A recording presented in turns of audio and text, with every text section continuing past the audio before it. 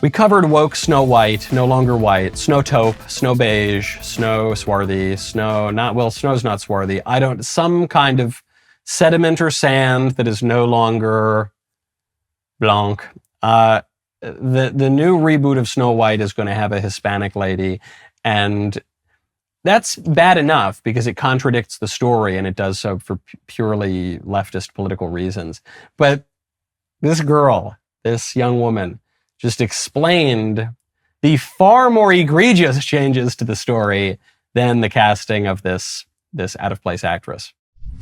You said you were bringing a modern edge to it on stage. What do you mean by that? I just mean that it's no longer 1937, and we absolutely wrote a Snow White that She's not going to be saved by the prince. She's not going to be saved by the prince, and she's not going to be dreaming about true love. She's dreaming about becoming the leader she knows she can be, and the leader that her late father told her that she could be if she was fearless, fair, brave, and true. And so it's just a really incredible story for, I think, young people everywhere to see themselves in. Snow White is running for president. I'm launching my campaign. I am. How many dozens of people do you think are going to go see that? Maybe I'm being too optimistic.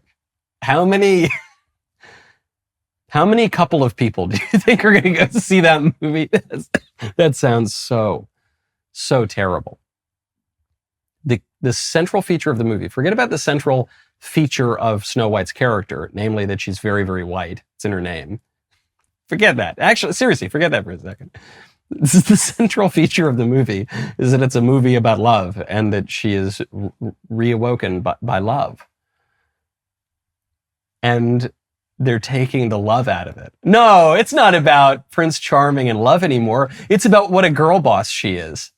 Because that's what little girls dream of. They dream of being a girl boss. So insist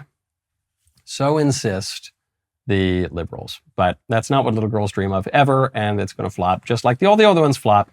And the left bears a lot of responsibility for this because the left controls Disney and all of the other institutions in the country. But the right bears some responsibility too, because the right has gone along with this. The right has gone along with this kind of language that undermines love, that undermines the family as the basic unit of society, that undermines traditional gender roles, that undermines traditional duty, period. The right has gone along with it because while for decades the right would pay some lip service to traditional family values, what would they say out of the other side of their mouths? They'd say, that's why we need creative destruction, and we need to innovate constantly, and we need everyone to go to work. For goodness sakes, President Trump, whom I love, he's my favorite president of my lifetime, but President Trump bragged about how low the women's unemployment rate is, which sounds nice until you think about it. What does that mean? He's bragging about how women are just going out and laboring in that widget factory. No, they're not staying home with their kids. No, siree. That would be retrograde. No, those women are going out there and working in the factory like they damn well should. Who needs a homemaker? Who needs a mommy at home? No, sir. We're conservatives. Why would we support that? So we bear a little responsibility to even the conservatives, even the greatest president in my lifetime. We have gone along with this. We've embraced a kind of feminism. We've embraced a kind of, more than a kind of individualism. We've embraced a kind of social radicalism. Some conservatives even want to be the progressives.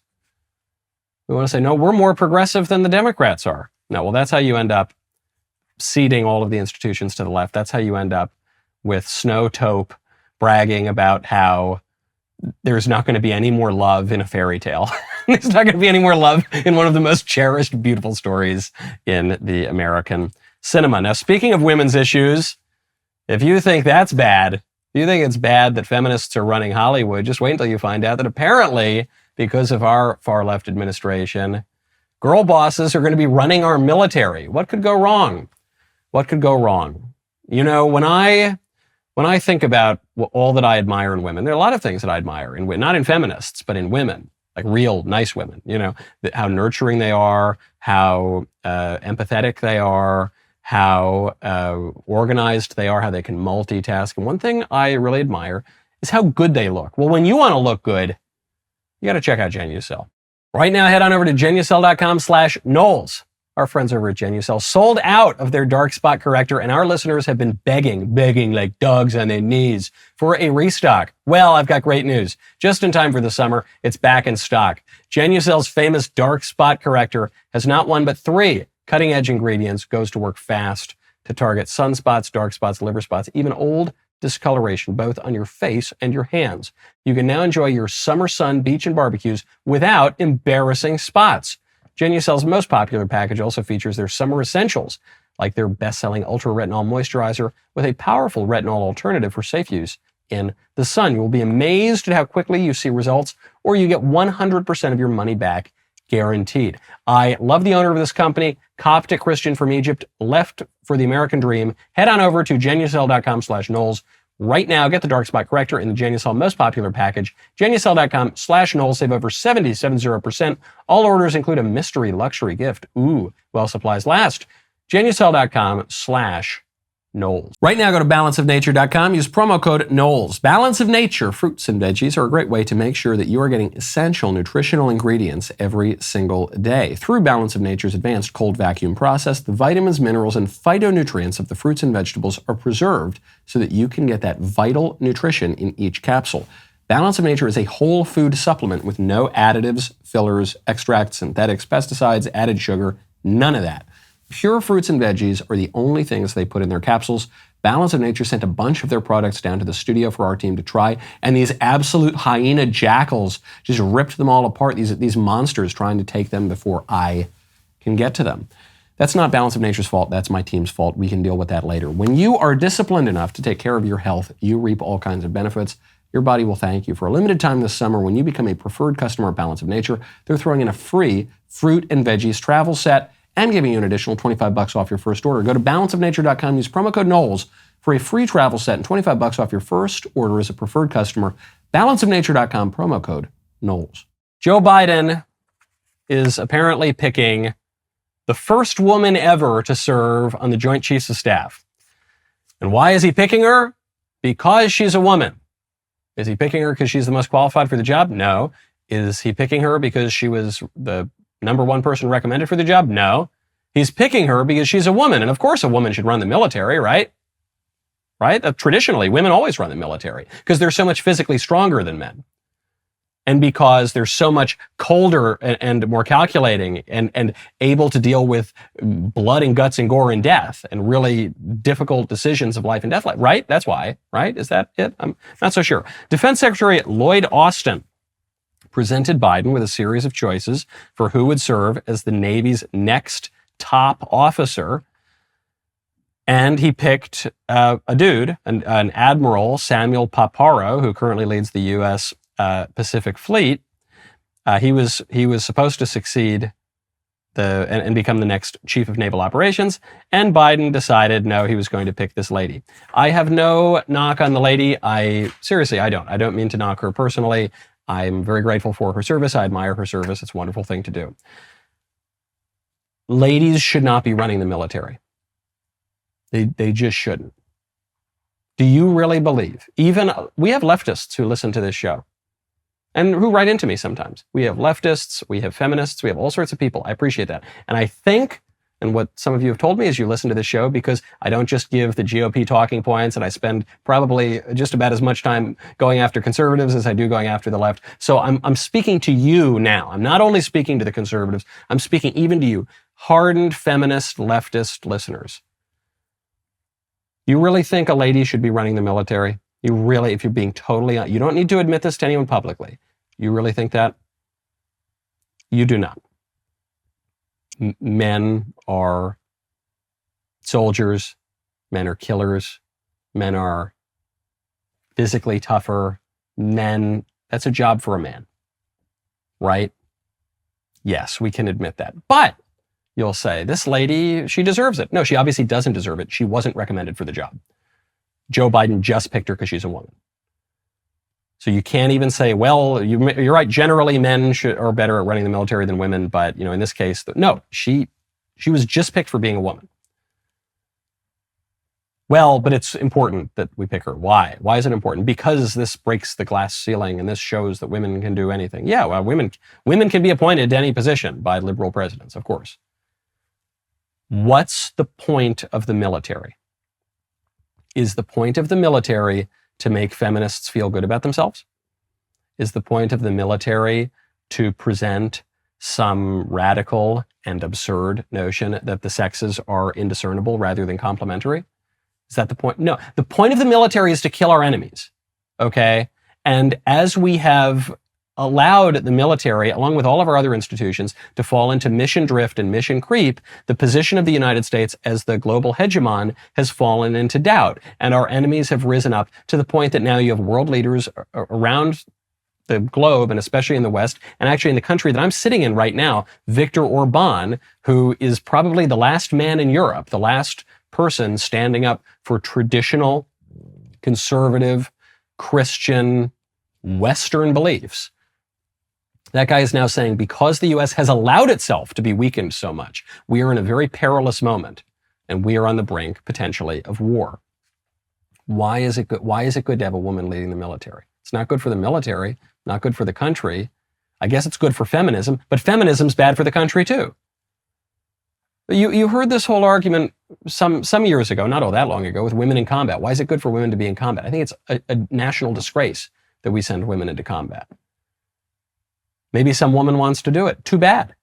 The military is not about your personal desires. It's about fitness and about killing our enemies, okay?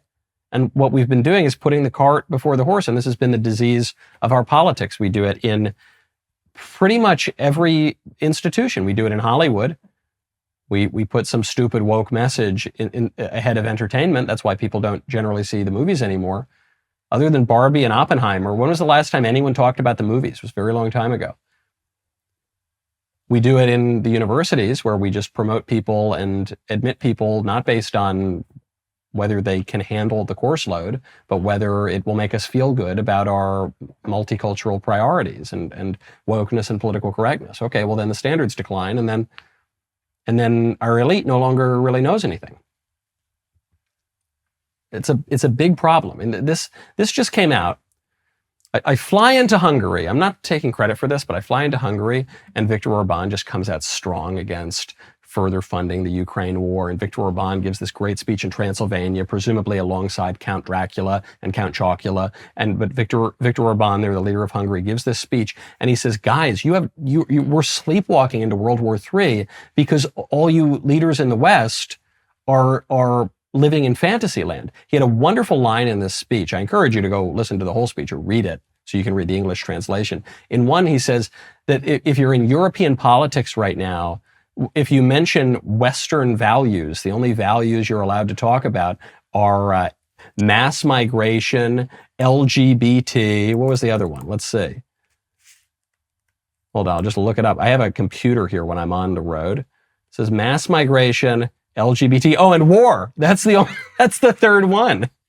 But then he comes to a more important point. He says, "Ladies and gentlemen, dear summer camp, the situation we're living in today, in which day by day we are moving toward conflict. The million-dollar question is whether this conflict can be avoided. There are ever more studies and books on this, and I'm also working from them. One notable work says that in the last 300 years, there have been 16 occasions when a new champion global power has risen to pull alongside or overtake the world's leading power. The bad news is that of the 16 instances thus identified, 12 have ended in war, and only 4 were peacefully resolved." In other words, dear friends, we are at the most dangerous moment in world politics today, when the leading great power, the United States, sees itself sinking towards second place.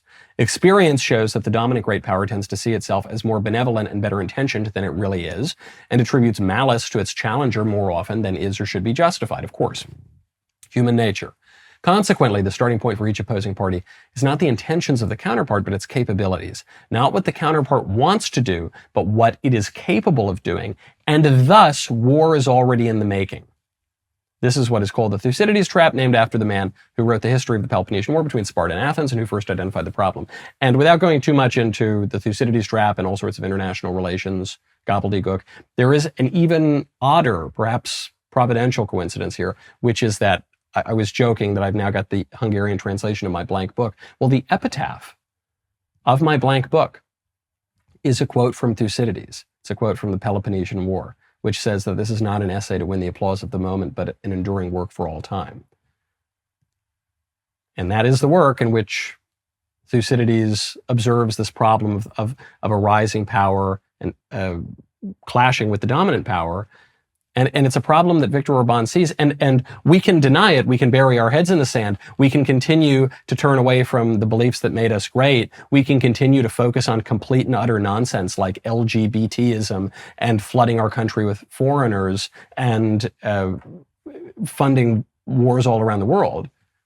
But that is not going to help us remain in our dominant position so long as we are putting the cart before the horse and refusing to do the things that make us strong and great. That's very dangerous. I had this thought when I was traveling, which is that I flew into Paris. I had a layover in Paris, and I flew to Hungary. And I was walking around, and I speak a little touch of French. You know this if you're a member for the membrum segmentum. I'll occasionally fall into a little bit of French. I will refer to the members as the crème de la crème. But my French is really terrible. I don't speak a lot of French at all. So I thought, okay, I could try to speak a little bit of French while I'm in the airport. But I don't really have to. You know why? Because I'm American, and we're the dominant power, and everyone just does whatever we want. And every time I've had the privilege of traveling in the last 20 years, I've had that thought in the Middle East, in Europe, in South Asia. I get to do whatever I want, and people are just expected to speak English. And that's wild. That's because we're the dominant power. And that is slipping. And maybe it's not irreversible. Maybe we could turn this thing around, but you've got to address that problem. And we're not doing it. We're not doing it. We're just being poisoned by leftism. Boy, what a great clip that was. Now, up. Ring that bell. Make sure you subscribe to the Michael Knowles YouTube channel. We'll see you next time.